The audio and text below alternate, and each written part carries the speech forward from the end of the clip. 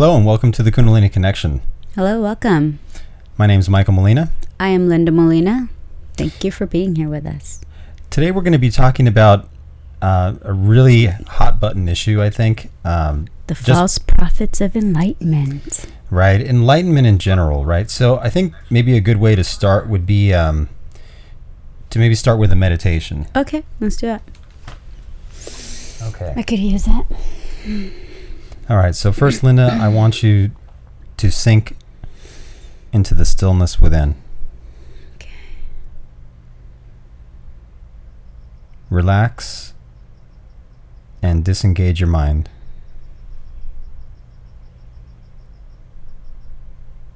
Remove your self-image, your expectations, past and future, and just be. Now, what you experience here, is it beyond time? Mm-hmm. Is it beyond space? Yes. Has it ever been born? No. Can it ever die? No. Can it ever fade? No. Will this ever go away? No. Linda, you may open your eyes now. You are enlightened. No, I'm not. If it was that easy, everyone would be enlightened. Well, that's part of the problem with how enlightenment is defined nowadays and why it's so important for us to talk about enlightenment today. Yeah, it's true. I've heard enlightened being used here and there and everywhere around and every way. To mean what? Kind of like non-duality is equated to enlightenment. Okay. So, I mean, this is why it's so important to talk about, maybe at this point, the Emerging Sciences Foundation. Mm-hmm. And again, none of what we say here today is represents the Emerging Sciences Foundation, right? It only represents our views, but I think it's still important to talk about it, right? Definitely. So, for the past few years, the Emerging Sciences Foundation has been conducting research into spiritual experiences. And I think the important survey is the Spiritual Experience Survey, which that's our first one. has about 268. 63, I think, or 68. Yeah, I think 268 Likert scale questions. Mm-hmm. And we've surveyed hundreds of people around the world and have gained a very keen level of insight into the types of experiences that people are having on the whole. But then we've also made a few key observations. And I think the most important observation is this experience of higher consciousness. Mm-hmm. And we're calling it that. And I'll just talk a little bit about what it is. Yes, tell us. So higher consciousness is, in our survey, and as we look at the data, this experience that is probably one of the most powerful, if not the most powerful experience that people have. And there's a few features to it. Okay. I think the most important feature is the experience of consciousness as the primary reality. Okay. Right? And that's a little bit difficult, I think, for people to understand on the surface, but it's an important distinction nonetheless. And the way that I'll describe it is like this. Normally, when we look out into the world, the primary reality that dominates is what we're taking in through our senses, our awareness, our intellect. So it's being processed by our ego?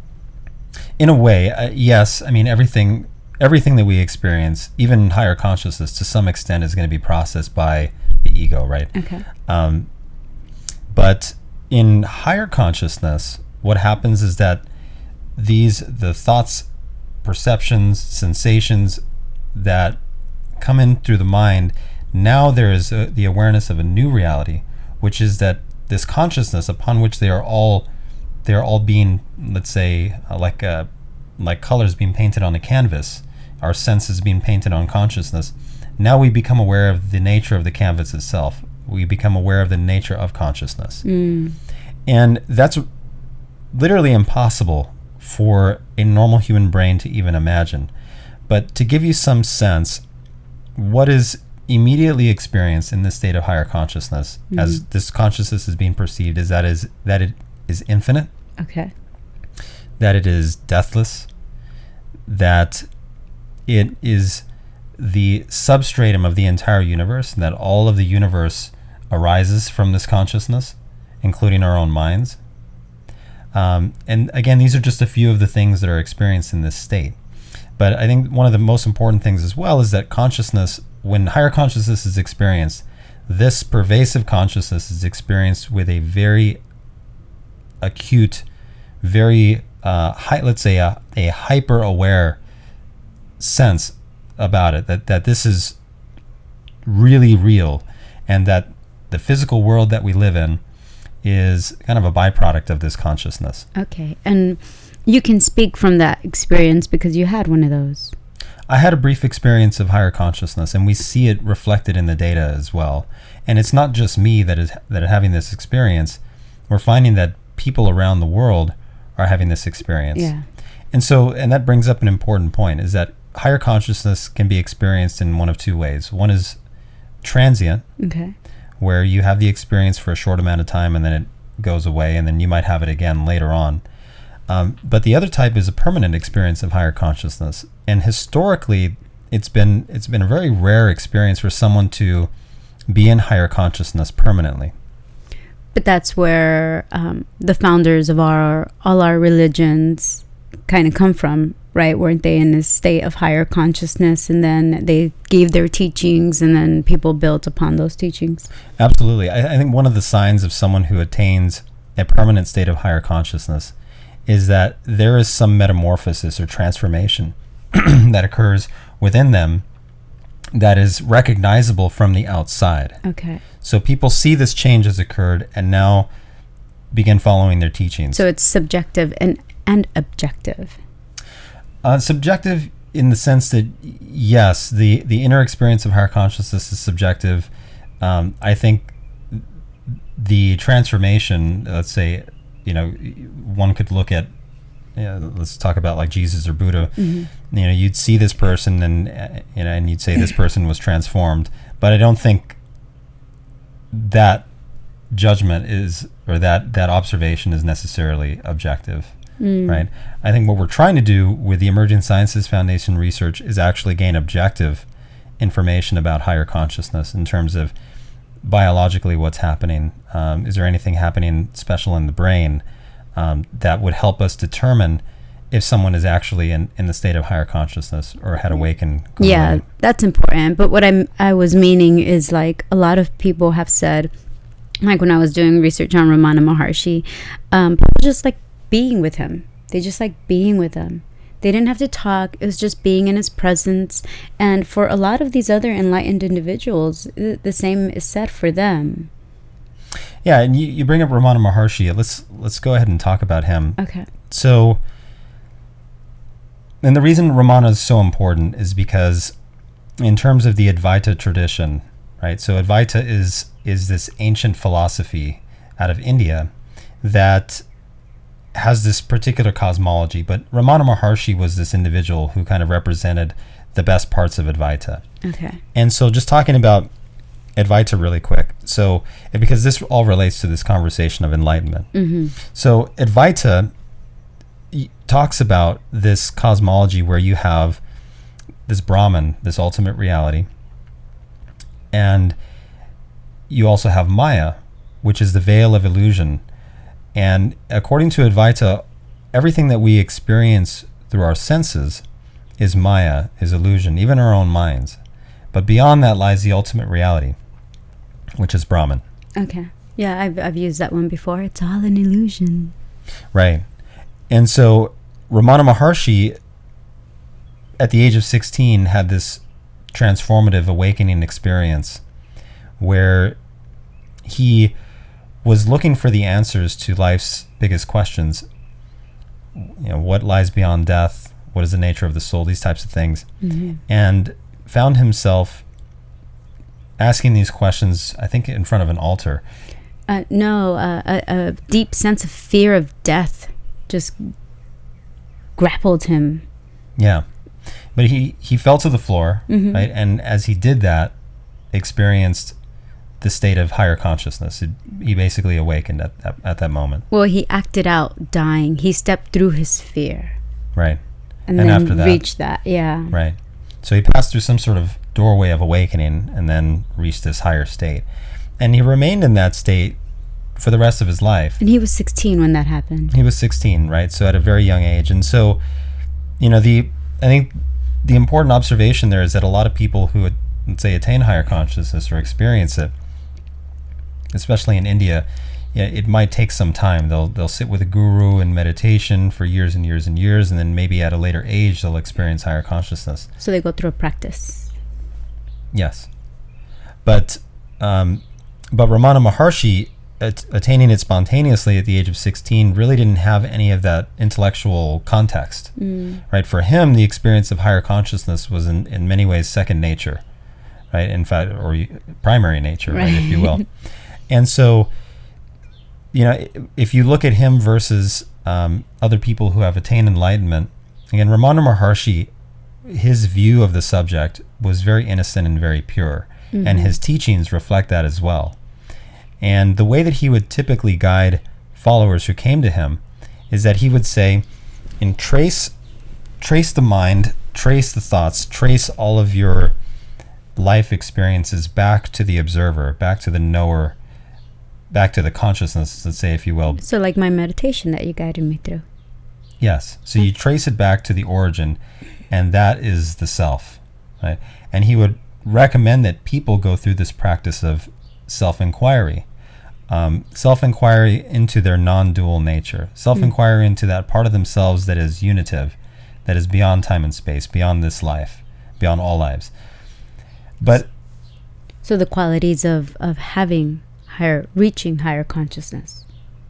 Right, and self-reflection on that. But I think the important distinction is between the thought of the self and the actual experience of higher consciousness. And one analogy that I'll use is that if I sit here and reflect on this idea or thought of the self, this thought is profound, but it itself emanates from the self, from this divine source. So it's kind of like the thought of the self is like when the sun is beginning to rise and you have this dim veil on the horizon as the sun begins changing night from black to various hues, and now you have this veil over the horizon. That's kind of like the thought of the self, this self-reflection. But the actual experience of higher consciousness, the actual experience of the self, and this has been said before, is like 1,000 suns rising simultaneously and then at high noon. Blinding. It's absolutely so. There's really no comparison between the two. One is a thought of it, and the other is the actual experience. It's kind of like sending you a postcard from some tropical island. You can look at the postcard, but if you think that postcard is the actual island, then you're fooling yourself in some way. Yeah, it's kind of like, I think there was also this movement some years ago that I really wanted to try. It was just visualize your chakras just awakening, a process of visualizing all your chakras awakening, and then you reach the top one, and all of a sudden, you've awakened, or you've cleared all your chakras, but it just not, the visualizing does not bring the actual clearing. So similar to that meditation that I gave you earlier, right? And this is where really the problem lies, is that you have many Advaita teachers nowadays who prescribe this type of self-inquiry and state that is the end goal, that there's really nothing else to achieve, that there's no transformational work that needs to be done, that you have everything already in that moment, and that you're reflecting on that. That's kind of short-circuiting a lot, and that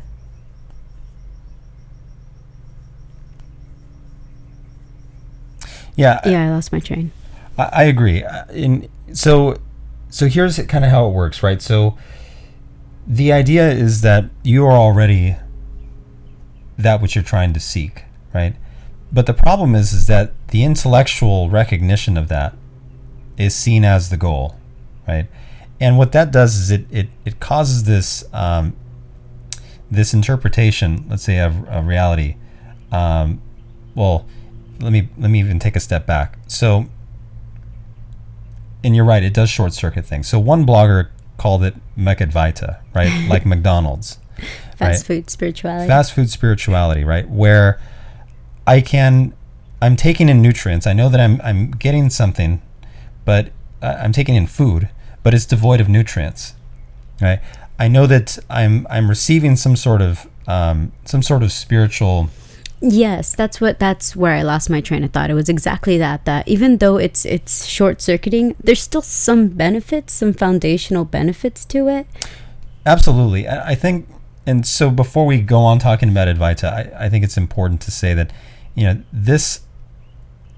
the bringing of this awareness of the self into someone's life is profound and is quite useful, and again presents someone with a different view of reality just beyond the physical that they see. And I think that's important, right, for a spiritual seeker.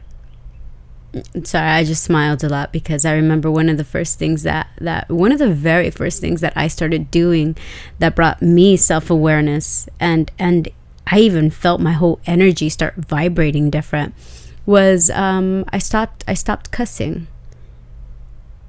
It was just catching myself, being aware of myself in the act before, after, and then just stopping the use of cuss words, and it really, really transformed me. So I mean, self-transformative work is really important, right?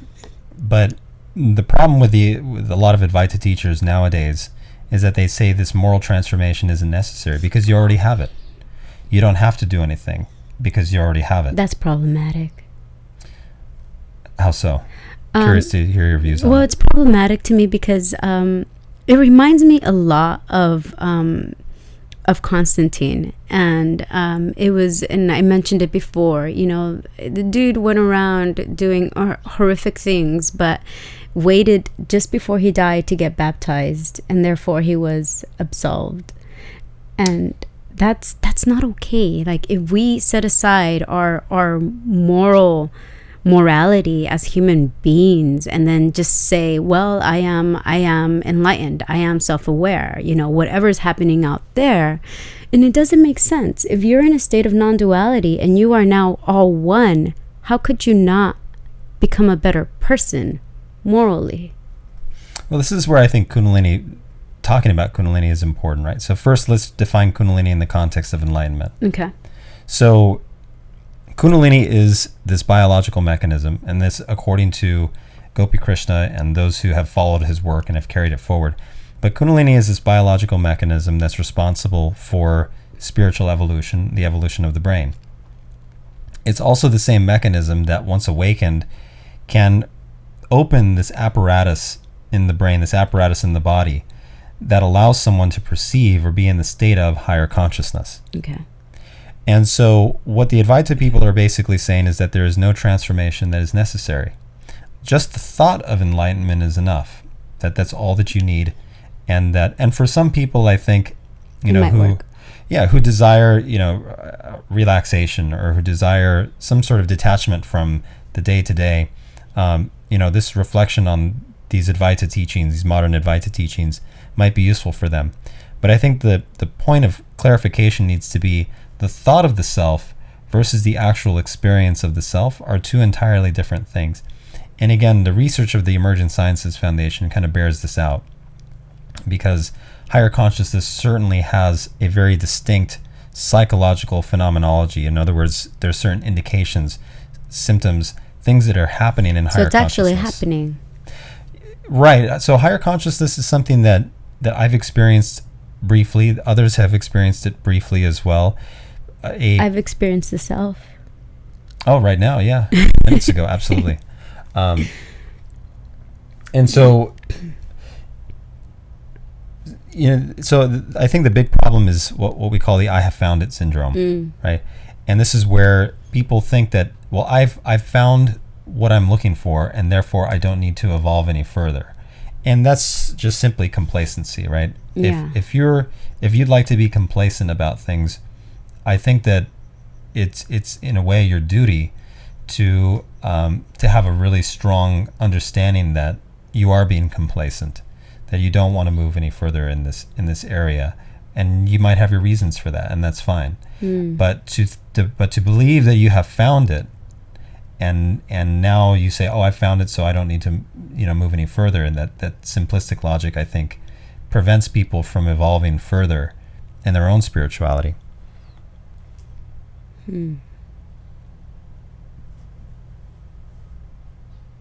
But again, I mean, this thought of the self, bringing the thought of the self into people's lives is definitely a good thing, and that's I don't want to downplay that, the role of Advaita in doing that. Yeah. So, as far as like Kundalini awakenings and enlightenment and higher consciousness goes, one of the things I have realized, and I think what happened here with Advaita and the whole distortion of it, is that a lot of these sacred texts were written by someone who had reached higher consciousness. And a lot of do we talk about how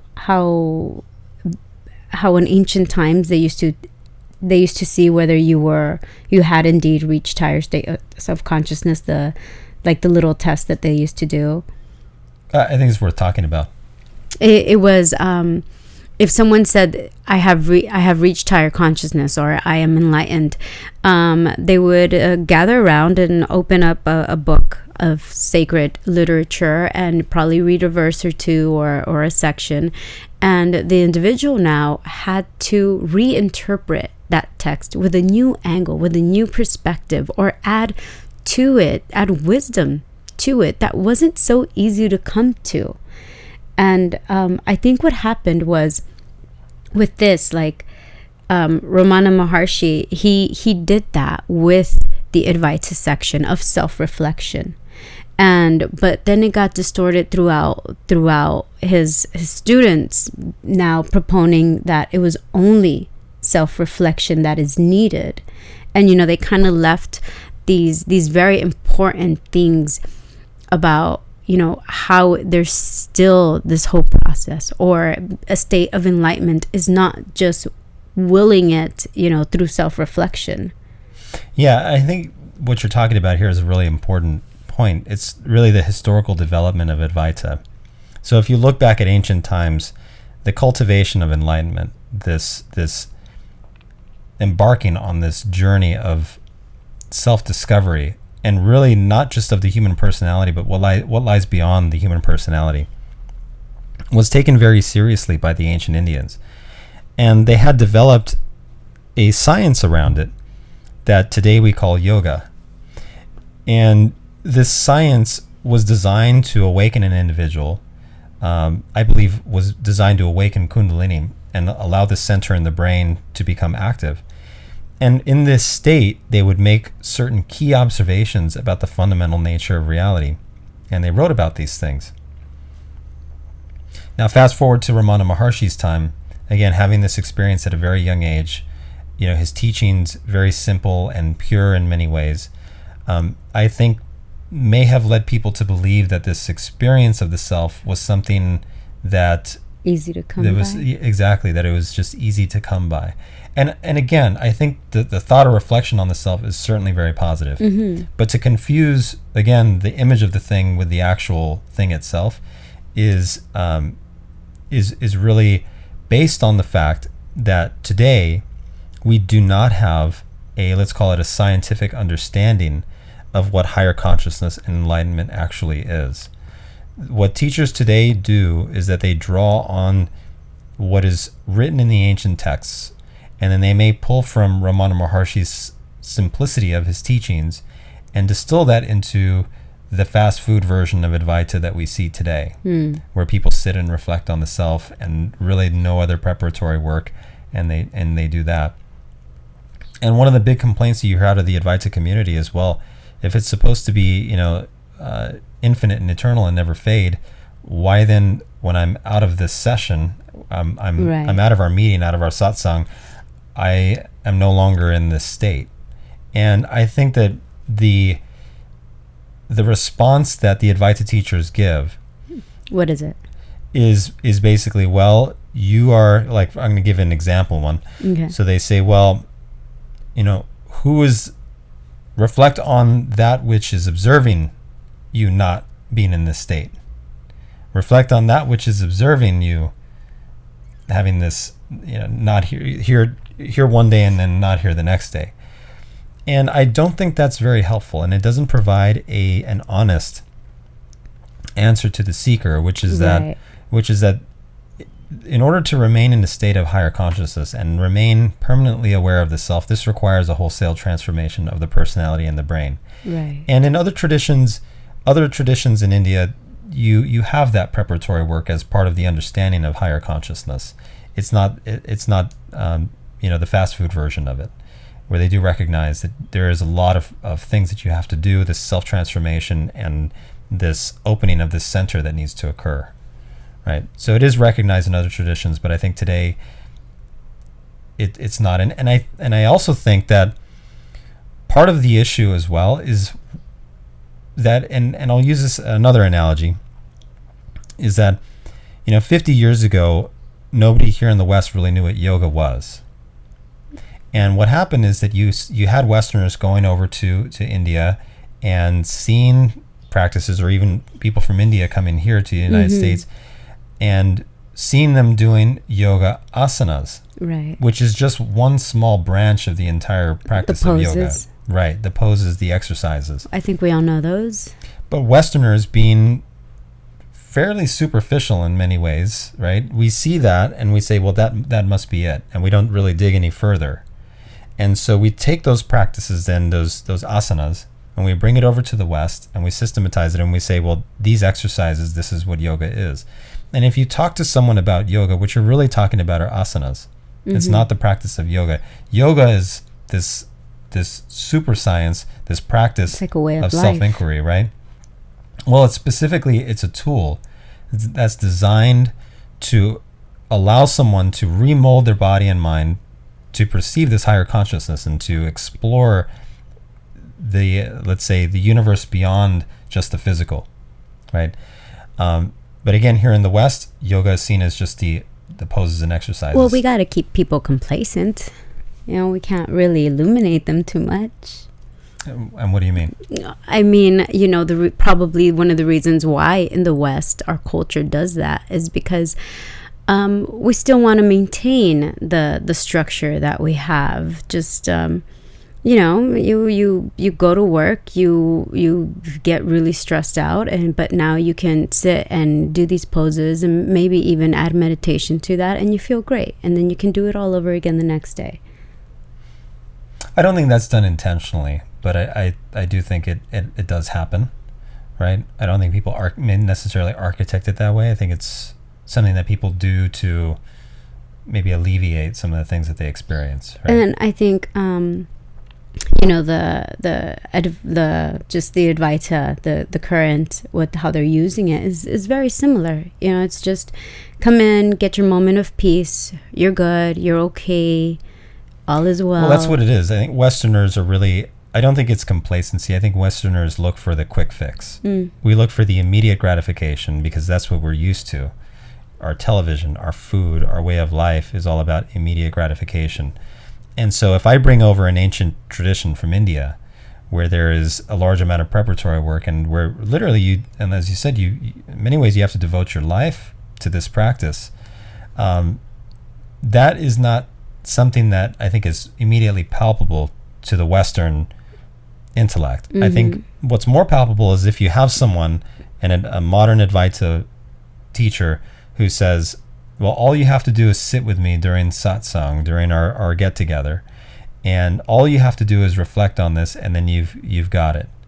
And what that does is I think it infuses people with this false sense of security, false sense of pride, and maybe also even attachment, even like, oh, once I leave the satsang, I'm not there anymore, I can't wait to go back to it. Right, because you need to get your fix. You need to get your fix. You needed to sit in the presence of your Advaita teacher in order to feel this sense of peace again.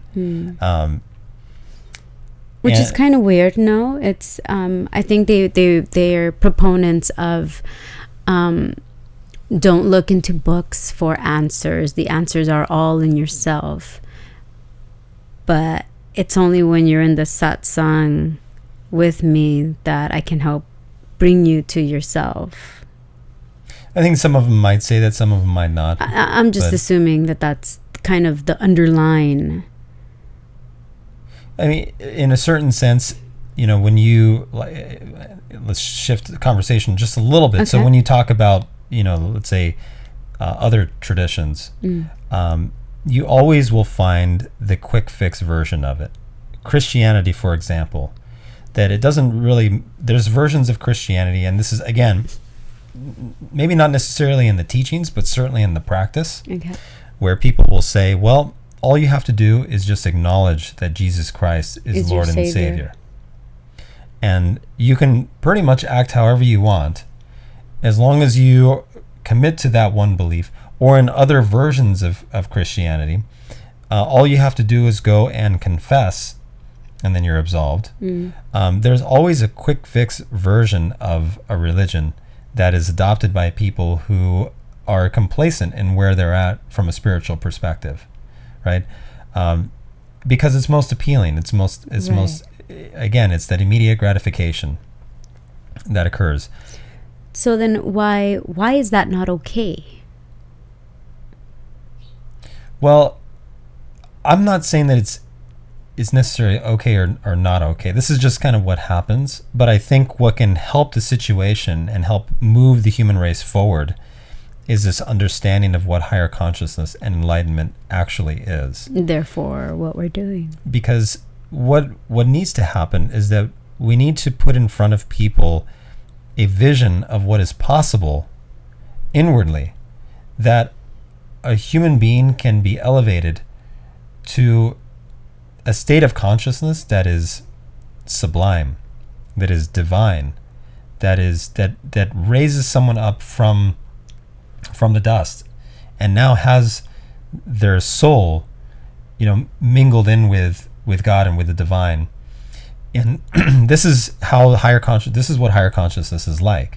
And we need to present this picture and then compare that against some of the other things that are out there today in terms of quick fix spirituality. So now that you mention that, you remind me that when we were researching Advaita, I saw that they don't even make the claim that love is the direction to go in, or that is the source of consciousness. Well, I mean, let's just talk about the relationship of love in, let's say, a greater cosmology, right? So in higher consciousness, it is recognized, it is seen directly that there is a reality beyond this world, and that world is a world of consciousness, right? And part of the reason that happens is because when someone attains higher consciousness, their own consciousness expands enormously. And so really what they're perceiving is in some ways themselves. It's also a reflection of the greater universe. And that consciousness, one important aspect of it is unity, is union. When someone's in higher consciousness, although they may be sitting next to you, they also, the primary reality for them is the unity, the underlying unity between all things and between individuals, as an example. But the way that unity is expressed on a human level is through the emotion of love. And even love itself has various flavors. There's the love that a parent can have for a child. There's a love that a friend can have for another friend. There's a love between a man and a wife. There's also universal divine love and various forms of that. Love that has no boundaries or attachments to anything. And all of these variations of love are reflections on each other, right? But the cultivation of love, is essentially the cultivation of a perspective of unity on a human level, right? So one is to develop this recognition of unity on an intellectual level, and this is primarily what Advaita is about. But on the human level, the cultivation of love is extremely important, because that is how love is expressed through human beings and through all creatures, intelligent life, let's say. Well, maybe the one I was reading is not necessarily all of the Advaita, because it was just kind of like, because they're basing everything on non-duality. I think they're just weeding out, because love, it has a duality, It has love and hate, or something like that. Yeah. So I guess they're just saying no, pushing out all of these qualities, and just as long as you're in and you know yourself, you're good. So let's talk about the moral development and its relationship to enlightenment, because I think that's what you're kind of touching on right now. I am. And so, again, one version, the Advaita, the fast food version of spirituality, says that you don't have to do any moral work on yourself whatsoever, right? So we'll set that aside for a minute, and then we'll look at the process of awakening Kundalini and actually achieving higher consciousness or enlightenment. When Kundalini is awakened, what happens is that the nervous system, the brain, all the tissues and organs of the body basically begin working overtime. And the reason for that is because their job now is to supply the brain with a new form of energy, a new, more powerful form of energy that can power this higher consciousness, this new faculty of perception. Now, as the body is working overtime, what happens is that any resistance that is in the body or in the mind is, let's say, amplified or magnified. You put more current through a wire that has a lot of resistance, and it's going to start overheating, or bad things are going to happen. And the blocks that we have in ourselves work in a very similar way from an energetic standpoint. So if we have certain deficiencies or shortcomings or blocks, wounds, fears, all of these things, Kundalini then magnifies them, right? The other side of it is that in order for Kundalini to awaken and this mechanism to become active, there are certain laws that are in place. And by laws, I mean there are certain parameters by which this experience will take place versus not take place. For example, higher consciousness takes place in an individual who is morally uplifted, who is psychologically ready for the experience and free from a lot of the blocks. And you see in cases where blocks do exist that people have a lot of issues with this Kundalini awakening process to varying degrees. Even Gopi Krishna had his own difficulties in the awakening process. Right, he spent 15 years just balancing himself out and clearing these blocks and paving the way for higher consciousness.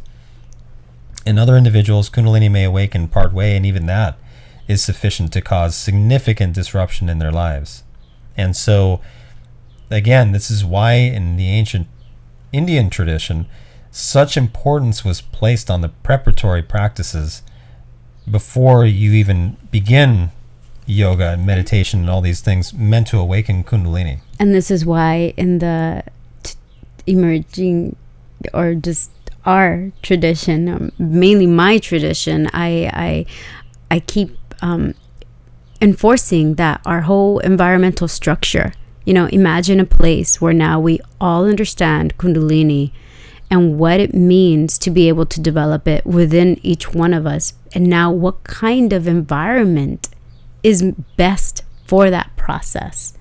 It's one where we are there for each other. It's a community. It's a satsang type deal, but you don't have all these added stressors onto you. But that's kind of I'm thinking big there. Well, I mean, environmental concerns is certainly... I digressed. I'm sorry. Well, environment is important, and that's part of the reason why in ancient India you went to an ashram. Exactly. You were put in an environment that was free from, let's say, the stressors of normal life and allowed to awaken. Today, however, we live in a different world and different belief systems. Well, that's why Advaitas come to be. Right. It allows that kind of quick fix. But in terms of the environment in which we live, now it becomes the priority of each one of us to provide that for ourselves. Here in the West, we don't have the recognition of this quest for higher consciousness or enlightenment. No. There's no collective understanding that we are, all of us, headed towards a higher dimension of awareness. The entire human race together are moving towards the goal of evolution, which is higher consciousness.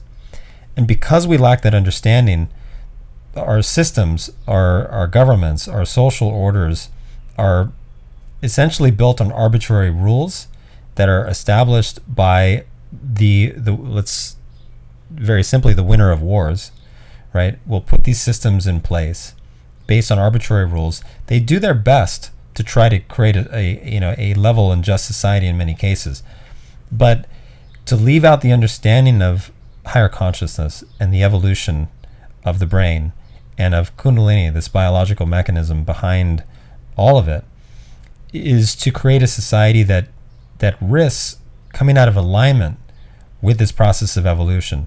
And that's really what you see today. Yeah. It's like if the earth itself or humanity itself has its own chakra system type deal, where, and it's encountering a lot of blocks, and that's why you see a lot of inequality, a lot of war, a lot of just disasters. You would expect, if this universe is an intelligent universe, and if the entire biosphere of the earth can be seen as a single organism, that if our way of life, if our minds were out of alignment, that it would be detected by this larger organism of the earth, and that certain let's say discomfort, certain dis-ease, certain uprisings, revolts, discontent of the mind, social, nations waging war against each other, all these things would come about as a result of, first of all, the natural process of evolution, but secondly, also the misalignment between humanity and this evolutionary process. So this is why this is so important for us to bring awareness to. Absolutely. I think, the Advaita that we see today is, I think, maybe a stepping stone, is where someone becomes aware of and begins practicing the self-reflection on the self. But I think to take it a step further is understanding the goal of this process of evolution, becoming aware of what true enlightenment actually is. And again, when we say true enlightenment, this has to be defined. Enlightenment, higher consciousness, has to be defined in a way that we can all agree on. Because if I go to one teacher of a particular tradition, right, and I ask them what enlightenment is, and I go through 5 different traditions, I might get 5 different answers. But today, I think what we need is an approach that we can solidify our definition of what enlightenment is. And I think the best tool for that is science. Yeah, and that's what we're doing at the Emerging Sciences. That's really the goal of the Emerging Sciences Foundation, is to use the tools of science to identify what this experience of higher consciousness is. Now, that being said, the actual experience of higher consciousness is beyond anything that you can imagine. It's beyond anything that you can self-reflect. It's beyond anything that you can even put into a metaphor or analogy or any other way. And you don't even have a guarantee that even if you take on these practices, you will eventually get there. So if I'm a Western person and I'm offered 2 traditions, one that tells me I can achieve enlightenment that day in 10 minutes, and another one that says this process is an evolutionary process, it could take a lifetime, you could maybe even never achieve higher consciousness, but there's this goal here. But you will be transforming. I think the culture in the West nowadays is to go for the quick fix. Yeah. We don't have a lot of people are short on time. People are short on resources.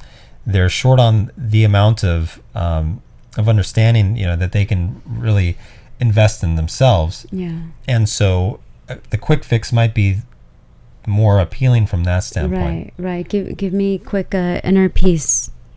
Okay, I'm good.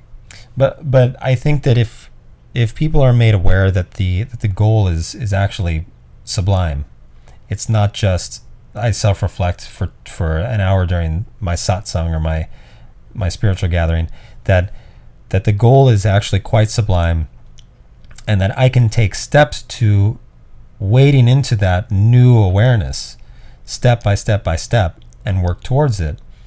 I think that what we need to do, first of all, is gain that scientific understanding of higher consciousness, set that as a goal, set that as a target, and then show people the steps or process to actually awaken. And it is said, I believe, that goal, once attained, kind of like the Buddha said, you now release yourself from that cycle. You have now overcome that cycle of life and death and suffering, because now you've reached it. Yeah, I mean, higher consciousness, I'm going to refer back to Buddha's experience, Christ, people like Gopi Krishna. It is often defined as the goal of human experience, the goal of human life, and even the goal of human evolution. But it's also been said that it is the beginning. It is a new beginning for the species. It is where we are now. We stop being limited beings to this physical reality, to this physical world, and now we become citizens of a larger reality, citizens of the divine, citizens of a larger universe. So where there's a death, there's a birth. Right. So that's essentially what the message is that this, even though we say that, once you achieve higher consciousness, there's nothing else to achieve.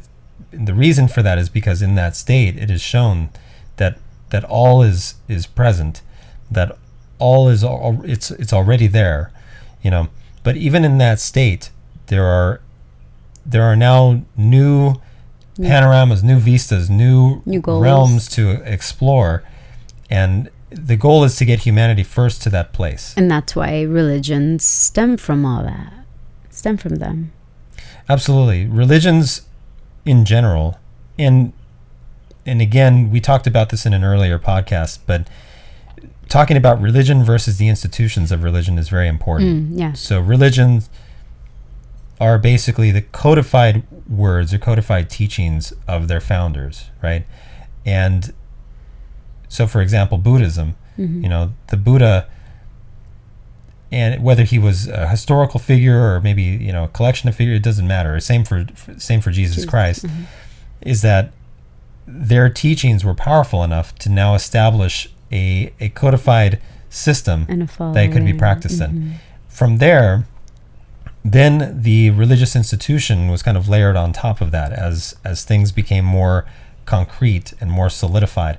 And oftentimes we find, especially today, we find that the solidification of the religious institution oftentimes leads to the religion becoming outdated or becoming, let's say, petrified in a way where it can't evolve any further, right? but religions itself stem from all of them. All the major religions stem from this experience of higher consciousness that the founders originally had. And then they've recorded these experiences into the religion and set this is the goal of human life, this is the goal of our existence, and so forth. Yeah, that's why I'm just laughing, because when you said a lot of the institutionalized religions are like petrified, when we've had to go to church, I think you commented, you said it feels like we're back in the medieval times. Absolutely. It depends on what church, right? So you can go to like a Christian church and there'll be, singing and stuff like this. But certainly I think, Catholic church certainly has its roots in the Dark Ages, and in some ways you can kind of feel that. Oh yeah. Yeah. When you go in, again, but on the other side, the teachings of the founder of the faith, Jesus, Christianity, and so forth, is quite profound, and there's a lot of good things there. So yeah. Well, I think we've hit all our points today. Yeah, I think this was a great conversation, and it is very important for us to put out there this information. Of course, I'm pretty sure not everyone's going to jive with it, but it's still very much important, and I'm really glad we did it. Yeah, Thank you. Thank you.